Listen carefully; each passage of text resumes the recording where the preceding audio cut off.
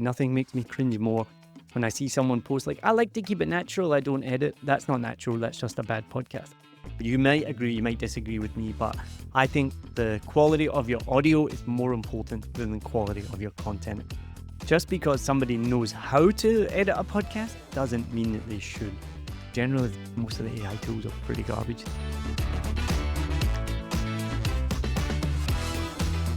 Welcome to another episode of Smarter Podcasting with me, your host, Neil Mackay, the podcast guy. I'm the host of a Vietnam podcast, my first show that I started in 2019 that is now in the top 5% of podcasts worldwide. And I'm also the host of this show, Smarter Podcasting, and the founder of 7 Million Bytes Podcast. We make podcasts for people around the world. We've helped with over 100 clients, thousands of episodes, millions of downloads, and help clients get to the top of the podcast charts as well. So in this show, Smarter Podcasting, I'm here to help you make the best podcast possible, whether you're starting out for the first time or you already have one. Now, in this episode, I'm going to share with you my 7 reasons why you should and shouldn't hire a podcast editor. It's one of the biggest things that I see on online forums, people reaching out for VAs, editors, and production support. And there are 7 main reasons that you really need to consider before you hire an editor, or why you should hire an editor. So let's get into today's episode. Number 1, the biggest reason for hiring an editor is because, as you well know, time is money. And editing a podcast takes a lot of time. You're basically outsourcing that time to somebody else. The way I like to think of it is, if I had a leak in the sink in the kitchen or the bathroom, I'll be honest, I would not spend hours on YouTube. I wouldn't find out how to do it myself because it would take hours. And by the time I'd figured that out, if I even was able to figure it out because my skill set is not plumbing, the kitchen and the bathroom would already be like 6 feet underwater, right? If you want to solve a problem, you hire an expert. If there's a leaking tap or a flood in your bathroom, you're going to hire a plumber immediately. It's the same with editing. I understand why, but I think we all think that we can do it ourselves. And we can, but it's going to take you longer. You're going to have to learn a lot. And a lot of podcasters aren't editors. Editing is a specific skill. So one of the biggest reasons why to hire an editor is because it's going to save you a lot of time. One podcast episode can take up to 4 hours of editing, and everyone is different. We've had clients come into the Saigon podcast studio and record an episode, and it takes them about an hour, but the final product is only 15 minutes. That can take longer to edit than an episode that is an hour with 2 people just talking, not really any mistakes, and it's an amazing conversation.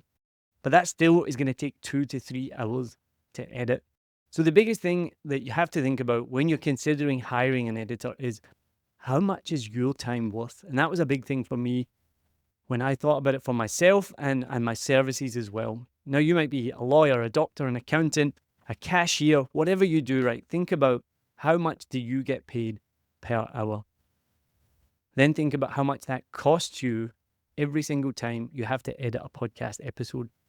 I would say it's probably going to take you at least 3 to 4 hours if you're doing good editing. And just to be clear, I didn't say this in the beginning, you 100% should be editing. Nothing makes me cringe more when I see someone post like, I like to keep it natural, I don't edit. That's not natural, that's just a bad podcast. I'd never listen to a good podcast that isn't edited. And the best podcasts are edited so well, you couldn't even tell that it's been cut. But anyway, I digress. So think about how much it costs you in time. So if you get paid, let's just throw out a ballpark figure, $50 an hour. And then you spend 4 hours editing a podcast, and you might spend even longer. That's $200 right away that you've spent editing your podcast, because that's how much your time is worth. But don't just think about it in terms of like monetary value.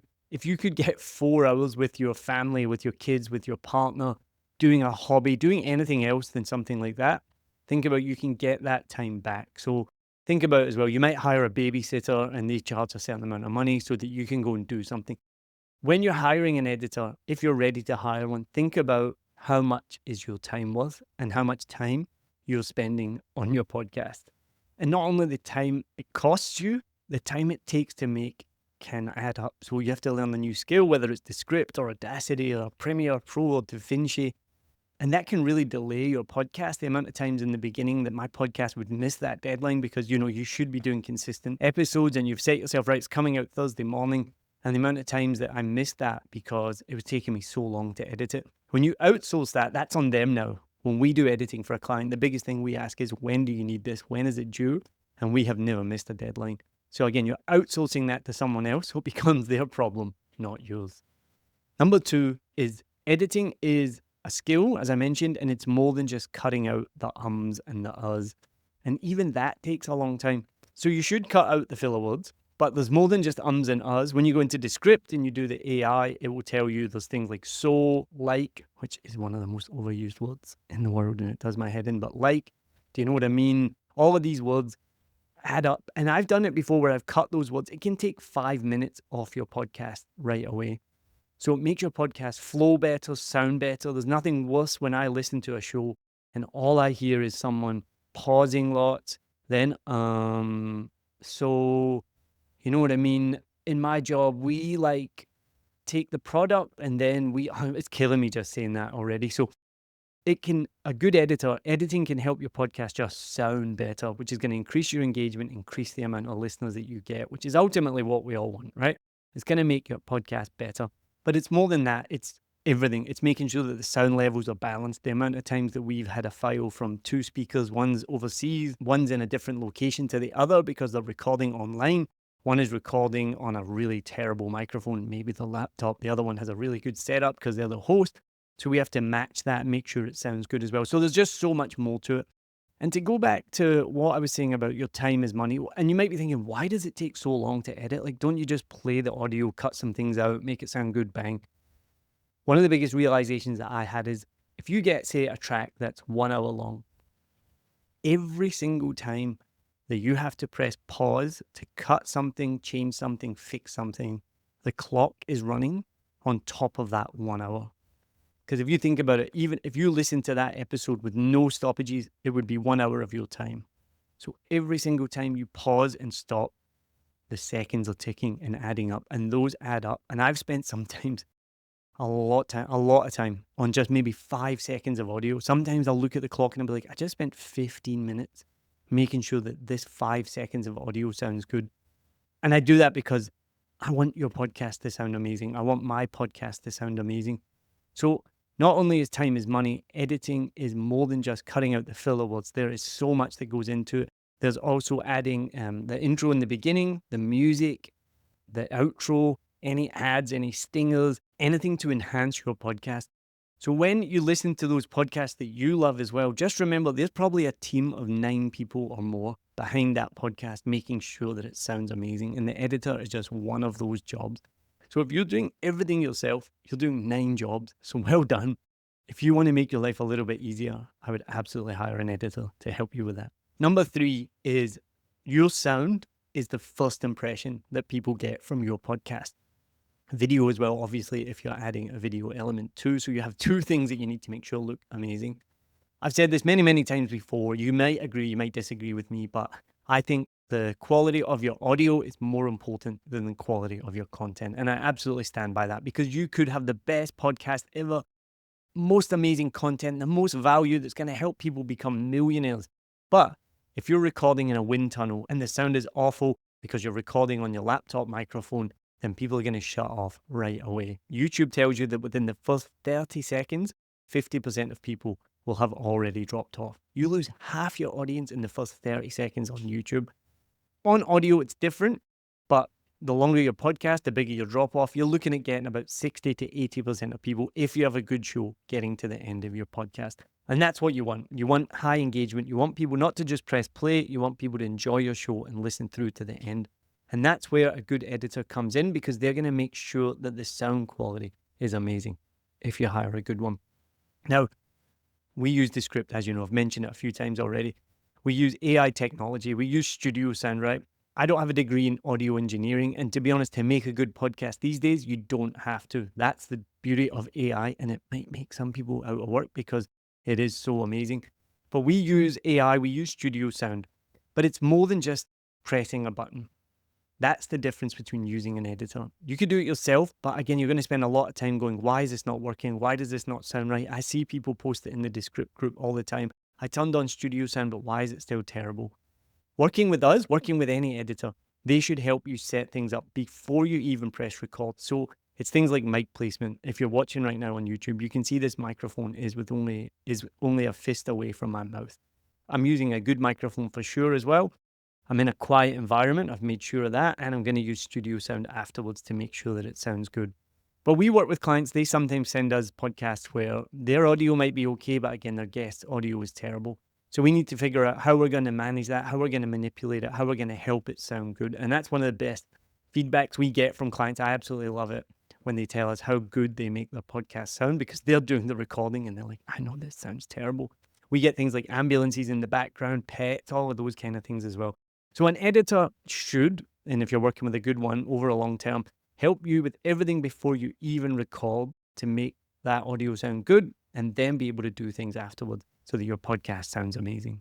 Number 4 is you're paying for an expert. That is what it is at the end of the day. There are many, many different podcast editors out there. You can get them on Fiverr. You can get them on different Facebook groups. You can just put out a post and you can find one.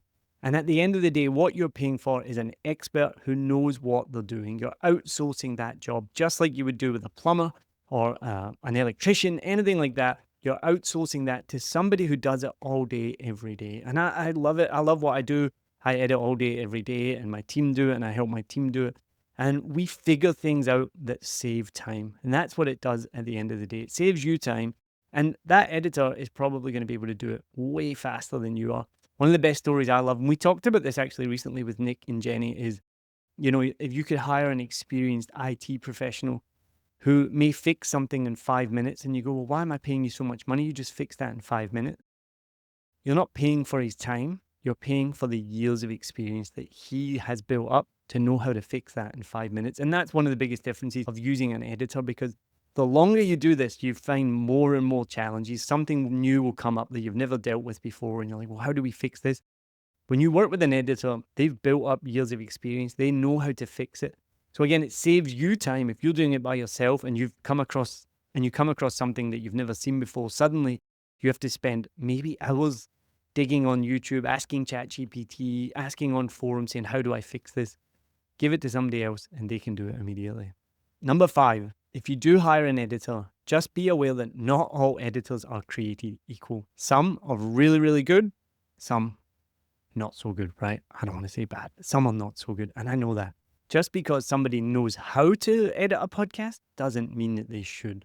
So just be very aware that they aren't all created equal. And sometimes, while an editor should become part of your team, and we work with clients long term because we want to be part of the team and we want to help them succeed, some editors can become a liability and actually cost you more time. You don't want to have an editor who is going to go over your podcast and then you have to check it and then spend more time fixing their mistakes. It can be difficult if you hire somebody off Fiverr who doesn't fully understand that. And I don't want to talk down of other people, but one of the things that we do at 7 Million Bikes Podcast is a personal touch. And I've definitely heard of stories where they've hired an editor from somewhere like Fiverr.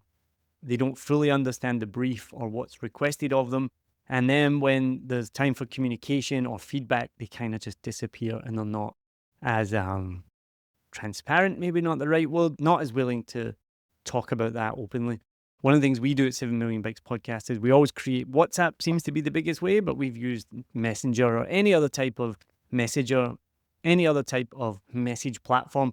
And we'll create groups with our editors, with myself, to make sure that we are giving you the best service. And sometimes it's not about a revision, like, hey, we need you to change all of this. Sometimes it's just, hey, can you quickly tweak this? And if you can tell us that in a WhatsApp message, we can do that immediately for you. And that makes a big, big difference. And that's basically what it comes down to when I say not all editors are created equal. We like to think of ourselves as hugely personal, hugely professional, and we will help you. We're not rigid about, you have one revision, send us all the timestamps. And we've had to do that before in the past, but generally we have a much more personal service. So when you are choosing an editor, just make sure that it's like anything. I've just bought RGB bulbs for the studio here. You can, if you're watching on YouTube, you'll be able to see one of them behind me.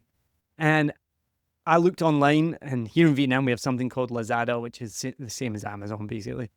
And there was so many different bulbs on there. They all looked amazing. They all looked like they did the same thing, but the cost differed massively, which this leads nicely into my next point. Number 6, why do the prices of editors vary so much? So going back to my RGB bulb analogy, I was looking at all these different bulbs and they were all different prices. And I thought, well, what's the difference? Why are they different?